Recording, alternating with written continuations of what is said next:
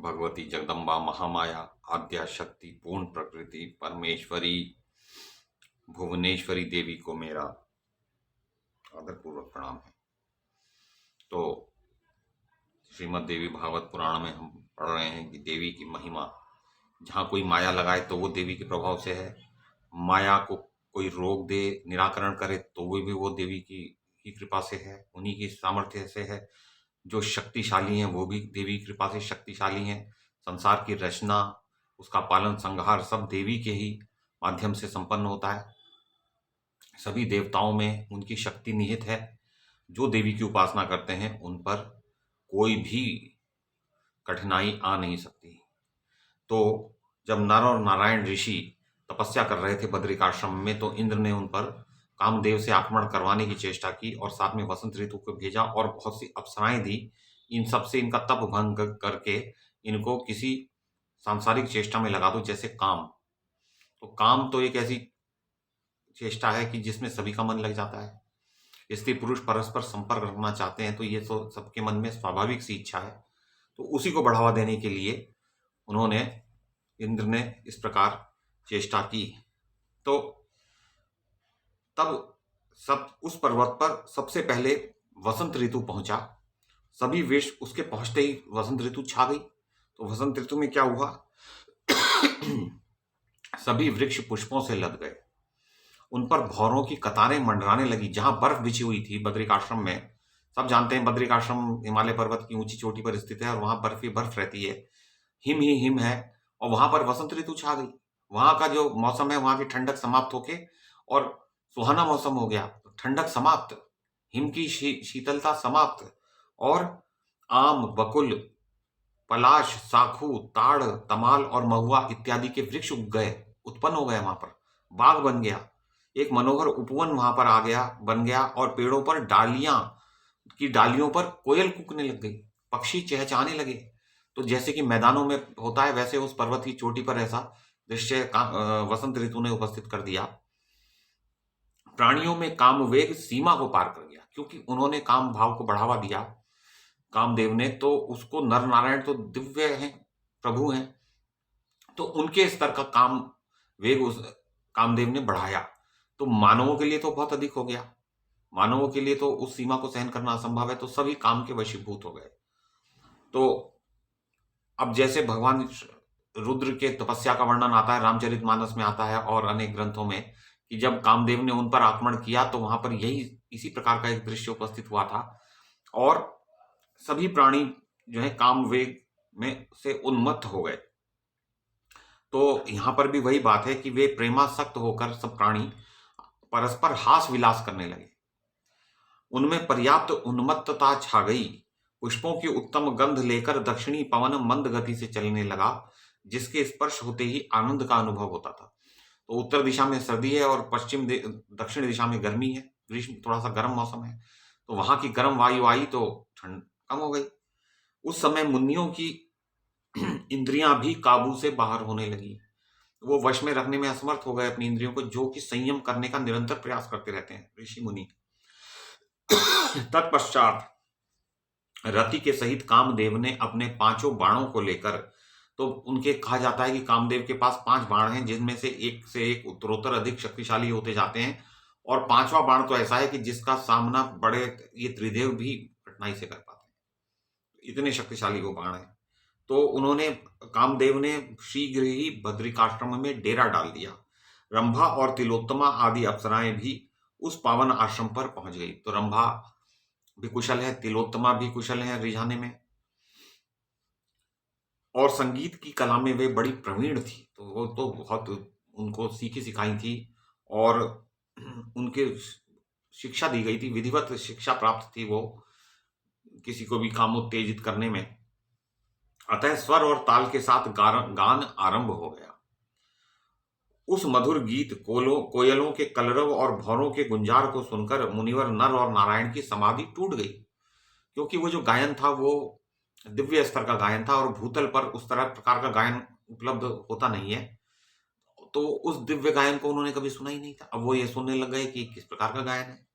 सोचा, इस असमय में ही वसंत का आगमन कैसे हो गया। अब उन्हें संदेह हो रहा है कि ये कहीं कामदेव ने या किसी देवता ने कोई कुचक्र तो नहीं रचा, कोई विघ्न तो नहीं डाल दिया।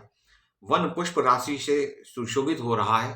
अतः वे मन में सोचने लगे कि क्या आज अवधि पूरी हुए बिना ही शिशिर ऋतु समाप्त हो गई, जो कि सर्दी की ऋतु होती है। कड़कड़ाती हुई सर्दी पड़ती है जैसे हेमंत ऋतु में, तो क्या ऐसी वो शिशिर ऋतु चली गई और वसंत आ गया? ऐसा कैसे संभव है? काल की गति में नियम का उल्लंघन हो जाए, ऐसा महान कठिन कार्य आज कैसे संभव हो गया? बोले ऐसा तो कभी होता ही नहीं है। जो ये प्रकृति है, ये तो अपने नियमित नियमों के अनुसार चलती है। दिन और रात जैसे चलते हैं वैसे चलते हैं, मौसम जैसे बदलते हैं वैसे बदलते हैं, ऋतुएं जैसे बदलती हैं वैसे बदलती हैं। तो ये आज फेरबदल कैसे हो गया? वो ये सोचने लग गए। उस समय नारायण की आंखें विस्मयवश पलक गिराना तक भूल गई थी। वो तो विस्मय में पड़ गए कि ये हो क्या रहा है। तो नारायण ने कहा, भाई देखो, ये वृक्ष पुष्पों से लदे अत्यंत शोभा पा रहे हैं। सर्वत्र कोयलों की मीठी बोली सुनाई दे रही है। झुंड के झुंड भौरे इन वृक्षों की शोभा बढ़ा रहे हैं। मुने, वसंत ऋतु जो है, ये वसंतमयी लक्ष्मी का वासस्थल बन गया है। वो ये कह रहे हैं। मुझे आश्चर्य है कि समय प्राप्त हुए बिना ही कैसे इस वसंत ऋतु का आगमन हो गया। देवर्षि निश्चय ही यह तप में विघ्न उपस्थित करने वाली माया है। तो माया ने ऐसी व्यवस्था की, व्यक्ति को सुख मिलने लगे और वो तपस्या छोड़ दे और कीर्तन भजन इत्यादि मंत्र जप ध्यान मेडिटेशन ये सब योग इत्यादि छोड़कर, ग्रंथों का पाठ करने छोड़कर और मनोरंजन में लग जाए। तो बहुधा आजकल जो मनोरंजन होता है वो बहुत अधिकता से कलयुग में उपलब्ध हो गया है। टीवी है, ये सब इंटरनेट है, अपना मोबाइल फोन है, हर जगह मनोरंजन की सुविधा उपलब्ध है। तो लोगों का ध्यान उसी में लगा रहता है। माया ने कलयुग में इतना भीषण ये विघ्न उपस्थित किया जिसे कहते हैं मनोरंजन। तो क्योंकि कलयुग का ये स्वभाव है कि कोई थोड़ा सा भी प्रयास करे तो महान फल की उपलब्धि करा देता है। तो इसमें तो दिव्य साम्राज्य का बहुत धन लगने वाला है। यदि कोई दिव्य साम्राज्य के कहे अनुसार चले, तब तो दिव्य साम्राज्य को देवताओं को, प्रभुओं को, देवियों को देना पड़ेगा ना। तो कलयुग ऐसी व्यवस्था करता है कि लोगों का ध्यान ही आध्यात्मिकता से हट जाए, तो वो ना उन्हें स्वर्ग मिलेगा, ना उन्हें आयु मिलेगी, ना उन्हें मोक्ष मिलेगा, ना धन मिलेगा, ना स्वास्थ्य मिलेगा। वो तो जैसे आए थे उससे भी बुरी स्थिति में गिर के पतन को प्राप्त हो जाएंगे। तो ये सब होता रहता है। तो जान पड़ता है कि डरे हुए इंद्र ने यह विघ्न उपस्थित किया है। तो ये नर और नारायण ऋषि बात कर रहे हैं, आपस में वार्तालाप कर रहे हैं। इंद्र के षड्यंत्र के अतिरिक्त दूसरा कोई कारण मुझे इसमें नहीं लगता कि शीत ऋतु हट गई, भीषण सर्दी हट गई और वसंत ऋतु आ गई, बर्फ गायब हो गया और एक बड़ा सुहाना मौसम आ गया। ये तो नहीं हो सकता था। तो इतने में जब वो ये कह ही रहे थे तो सारी मंडली सामने दिखाई दी। गंधर्व अप्सरा कुछ बाजा बजा रहे थे, कुछ नृत्य कर रही थी, कुछ गायन कर रहे थे और उन सब में प्रमुख कामदेव था। तो कामदेव भी उन्हें दृष्टिगोचर हुआ, नर और नारायण ऋषि को। नर और नारायण दोनों ने आश्चर्य से सबको देखा। अब उन्हें कौन कौन सी अप्सराएं उनमें दिख पड़ी? मेनका, रंभा, तिलोत्तमा, पुष्पगंधा, सुकेशी, महाश्वेता, मनोरमा, परमद्वरा, घृताची, गीतजना, चारुहासिनी, चंद्रप्रभा, शोभा, विद्युन्माला, अंबुज, जाक्षी और कांचन मालिनी तथा इनके अतिरिक्त अन्य भी बहुत सी अप्सराएं नर नारायण को दृष्टिगोचर होने लगी। तो ये प्रमद्वरा की कथा तो हम पढ़ चुके हैं कि इनकी सांप काटने से मृत्यु हो गई थी और फिर इनके रुरु नाम के जो इनके प्रेमी ब्राह्मण थे उन्होंने अपना आधा जीवन देकर इनकी रक्षा की थी। तो इन अप्सराओं में प्रमद्वरा अप्सरा भी है जो कि नर और नारायण ऋषि को रिझाने के लिए गई है। तो उन सब की संख्या 16,050 थी। तो ये वही संख्या है जितने बाद में अगले जन्म में इन्होंने रानियों के, राजकुमारियों के रूप में जन्म लिया और फिर इनका नरकासुर ने अपहरण कर लिया और उनको गुफा में बंद कर दिया।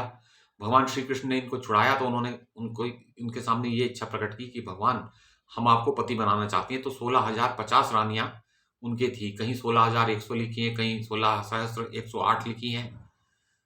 विभिन्न कथाओं में भगवान श्री कृष्ण की जो रानियों की संख्या है। तो कामदेव की विशाल सेना देखकर नर और नारायण बड़े आश्चर्य में पड़ गए कि हाँ, क्या हमने इतना तप कर लिया कि ये विघ्न डालने आ गए? उनको ये नहीं लगा कि उन्होंने बहुत बड़ी तपस्या की। वो तो सोच रहे थे कि हम तो ऐसे ही कर रहे हैं कुछ। तदनंतर वे सभी अप्सराएं उन्हें प्रणाम करके सामने खड़ी हो गई। अब वो उनके पास आ गए।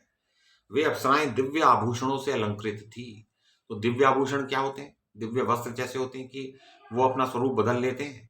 आभूषण अपना आकार बदल सकते हैं आपके मन के अनुसार, और तरह तरह के वो जो हैं उसमें डिजाइन, उनकी जो आकार प्रकार है, देख और जो है रंग इत्यादि वर्ण है, ये सब ये बदलते रहते हैं। तो ये दिव्य आभूषण उन्होंने पहने हुए थे। दिव्य हार उनके गले की शोभा बढ़ा रहे थे। उन सभी के मुख से कपटपूर्ण ऐसे गीत निकल रहे थे जिनका सुलभ होना धरातल पर असंभव था।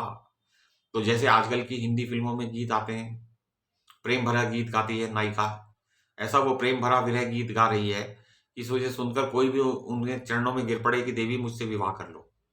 ऐसे गीत वो गा रही थी, श्रृंगार रस से पूर्ण, विरह पूर्ण, दुख पूर्ण, लोगों का ध्यान अपनी ओर खींचने के लिए।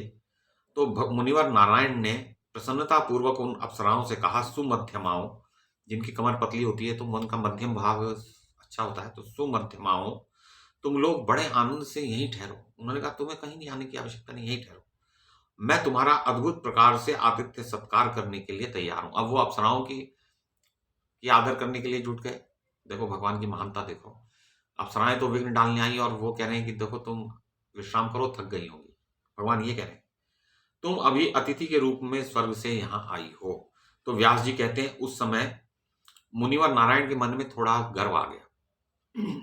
तो गर्व तो टूट जाता है, ये नियम है, शास्त्रीय नियम है कि जहां मन में गर्व आया तो वो स्थिति समाप्त हो जाती है जिसके वजह कारण गर्व हो रहा है, इसलिए गर्व नहीं करना चाहिए कभी भी। तो उन्होंने अभिमान पूर्वक सोचा, इंद्र ने हमारे तप में विघ्न उपस्थित करने के विचार से ही इन्हें भेजा है, पर ये मेरा क्या बिगाड़ेंगे, हमारा दोनों भाइयों का ये कुछ भी नहीं बिगाड़ सकते, कितना ही नाच गा लें क्या होगा। किंतु इन बेचारी नगण्य अप्सराओं से हमारा क्या बनना बिगड़ना है। मैं अभी इन सबको आश्चर्य में डालने वाली नई अप्सराओं की सृष्टि किए देता हूं। तो मैं स्वयं भी अप्सराओं की सृष्टि कर सकता हूं। ये मेरे सामने क्या है, मैं इनसे भी सुंदर और उत्कृष्ट स्तर की अप्सराओं को उत्पन्न किए देता हूं। तो इन अप्सराओं की अपेक्षा उन सब के रूप बड़े ही विलक्षण होंगे। अब देखिए वो कैसी अप्सराएं उत्पन्न कर रहे हैं जो बहुत ही सुंदर है। तो इस समय तपस्या का बल दिखलाना परम आवश्यक है। मैं इन्हें ये तो दिखलाऊं कि मेरे अंदर कितना बल है, नहीं तो ये तो आप मुझे समझकर, निर्बल समझकर मेरे ऊपर आक्रमण करते ही रहेंगे। तो इस प्रकार सोचकर नारायण ने अपनी हाथ जंघा पर पटका, जांघ पर हाथ मारा और एक सर्वांग सुंदरी स्त्री को उत्पन्न कर दिया जो उनकी जंघा से निकली। तो वो कौन है? तो वो है उर्वशी। तो इसकी कथा हम कल पढ़ेंगे। तब तक